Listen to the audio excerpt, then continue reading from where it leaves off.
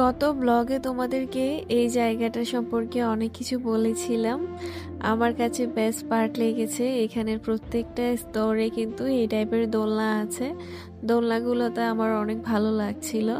আমি তো বলছিলাম আমার বাসাতেও আমি এমন একটা দোলনা লাগিয়ে নিব, তাহলে যখনই মন খারাপ হবে ওখানে এসে বসে থাকবো সারাটা দিন।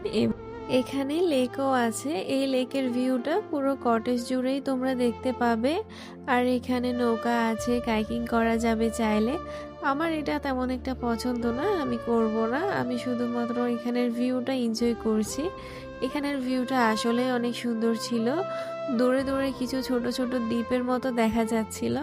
আমি তো ভাবছিলাম সার্ভাইভাল মুভি যেগুলো দেখি সেগুলোর মতো যদি সেখানে আমি আটকে যাই তাহলে কেমন হবে। ভালোই লাগে আসলে মাঝে মাঝে মাঝে এই টাইপের চিন্তা ভাবনা করতে। আমি তো ছোটবেলা থেকেই করে থাকি। যাই হোক, আজকের মতো বিদায় নিচ্ছি।